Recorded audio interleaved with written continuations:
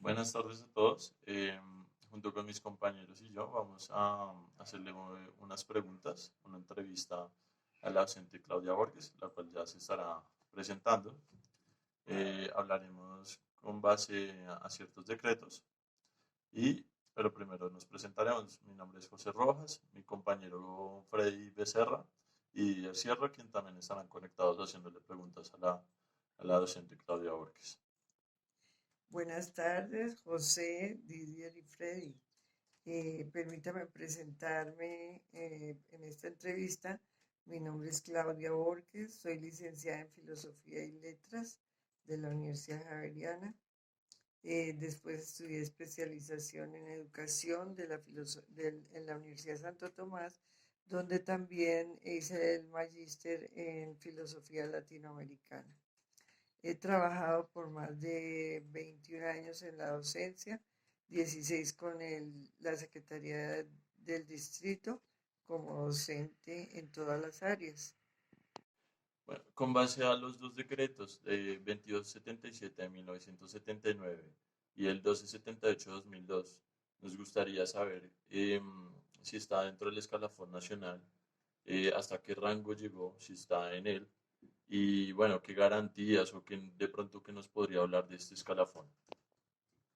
Yo en la actualidad me encuentro escalafonada en el grado 14, pero comencé en el séptimo escalafón por la licenciatura y por la experiencia que tenía después de graduarme. Una vez que yo adquirí el séptimo escalafón, fui ascendiendo de acuerdo a las medidas estipuladas en el escalafón nacional. Es decir, en ese tiempo tocaba, por ejemplo, trabajar 3 o 4 años y presentar un diplomado o una especialización o una maestría para poder ascender o escribir un libro que fuera aceptado por la Secretaría. Poco a poco fui con la experiencia en los años y los estudios y los títulos conseguidos, logré llegar finalmente después de 16 años a la 14. Actualmente estoy pensionada por la Secretaría de Educación. Bueno, también nos gustaría, de pronto, ya que nos habló que está dentro del escalafón y que llegó a la 14, que es la máxima, ¿cómo es en la actualidad o qué nos podría referenciar acerca de esto actual en la red? Bueno, cuando yo me escalafoné era menos difícil ascender porque eran 3 o 4 años y un título o escribir un libro. Daban varias opciones. Actualmente es más difícil, lo pusieron más complicado para ir ascendiendo. O sea, la nueva generación de docentes tiene un camino muy largo que recorrer. Es decir, es una carrera larga, dispendiosa y sacrificada. Con base a su experiencia y a su labor docente, ¿nos puede explicar o nos puede decir para usted cuáles son las ventajas y desventajas de cada uno de estos dos estatutos o qué puede decir con respecto a estos mandatos? Realmente los dos escalafones, los dos decretos tienen ventajas y desventajas, pero en primer lugar siempre se exigía que la carrera docente, porque en realidad ambos exigen que la carrera docente sea ejercida por profesionales que tengan un título y que sean idóneos con la cátedra educativa. Eh, pero en el primero, o sea, en el 2277, se podía uno pensionar a la edad de 55 años y se podía ascender más rápido, o sea, podía ser 3 o 4 años con un título y llegar a la 14. Esto, el gobierno decidió ya echar eso para abajo y puso más años de experiencia y más títulos, o sea, más requerimientos para ascender. Eso perjudica un poco el salario del profesor, del educador como profesional. Buenas tardes, profesora Claudia. Quería agradecerle por permitirnos realizarle esta entrevista en la que pues les estamos preguntándonos sobre unos decretos en relación. Quería saber, con respecto a lo que nos está diciendo y está comentando con el compañero José, ¿qué repercusiones tuvo esto en su vida laboral, en su vida profesional y en su vida personal? En realidad fue muy difícil. ¿Por qué?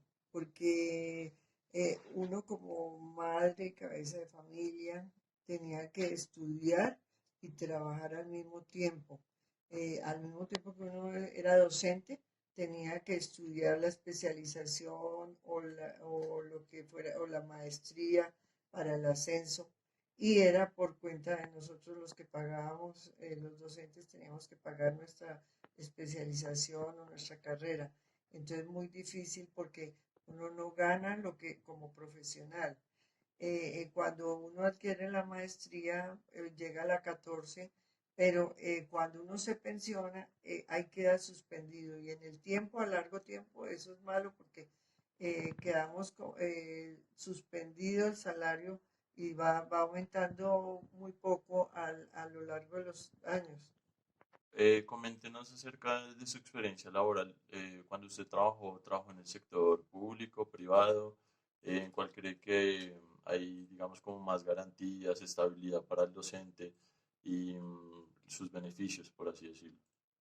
Inicialmente comencé en el sector privado, en colegios privados, porque pagaban muy bien en el área que yo estaba desempeñándome, que era la bilingüe, que tenía conocimientos de inglés, me pagaban muy bien, pero había inestabilidad. Cada año votaban a los profesores para no pagarles las prestaciones de ley, y dejaban que pasara un año y volvían y lo volvían a contratar. Entonces busqué meterme al distrito porque el distrito lo que sí ha tenido es favorable es la estabilidad.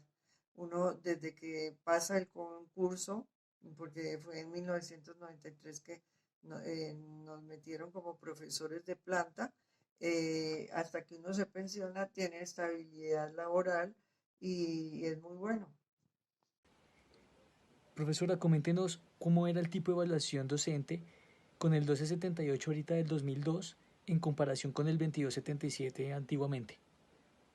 Bueno, antiguamente, como nos contrataban era por año, el que no se desempeñara bien en la docencia era despedido. Al siguiente año no le daban el contrato, no le renovaban. Y a veces eran puestos políticos, ¿no? Eso sí era, la política estaba metida en la educación. Mientras que anualmente le hacían a uno una evaluación por parte del director, veía los logros que había tenido, el grado que le dieran a uno, porque uno dentro de la Secretaría de Educación le dan es un grado, no un área, sino un grado completo. Y finalmente uno presentaba unos proyectos educativos institucionales, los cuales eran evaluados. Con el decreto 1278 hay tres tipos de evaluaciones. La evaluación del primer periodo de prueba, segundo al final del año, el anual, y el de competencias. Entonces creo que implica más cosas y hay más cascaritas, se le pueden poner al profesor cierta evaluación que no está de acuerdo. Y también como hay que recordar que en el colegio privado, los cursos son menores, de menos alumnos. En muchos planteles privados tienen muy buena parte económica, entonces son poquitos alumnos. Hay unos que son 25, otros 35. Mientras que en el distrito son 40, 50 alumnos en un aula. Entonces tiene un mayor desgaste del docente, pero tiene la estabilidad laboral. Profe, buenas noches. Agradezco su colaboración y me gustaría preguntarle, teniendo en cuenta que últimamente se ha venido privatizando la educación y Colombia en su constitución manifiesta que pues, todos tenemos derecho a estudiar y de una manera gratuita. Y no solo en los colegios, sino también en las universidades, algunas universidades públicas se ha evidenciado el interés por privatizarlas. ¿Qué puede, profe, aportarnos al respecto? Bueno, en los colegios privados lo que hay es una cobertura muy pequeña, entonces aulas de 25 o 30 alumnos es fácil desarrollar todos los programas educativos, mientras que en los distritales es difícil porque hay más alumnos y entre más alumnos, más dificultades. Hay gente que es de los 40 o 50 alumnos, 10 son desplazados, 10 tienen discapacidad, 10 tienen problemas de aprendizaje. Entonces son muy pocos los que están normales. Entonces un profesor lidiar con todo ese grupo tan grande, a veces es difícil el progreso en la parte educativa, académica. Profe, de antemano le agradezco por su espacio y su colaboración y al igual que mis compañeros nos gustaría saber qué recomendaciones nos daría a nosotros los futuros licenciados para el día que nos corresponde empezar a ejercer la docencia, hacerlo de la mejor manera. Bueno, en conclusión, creo que la nueva generación de docentes tiene que enfrentar graves problemas.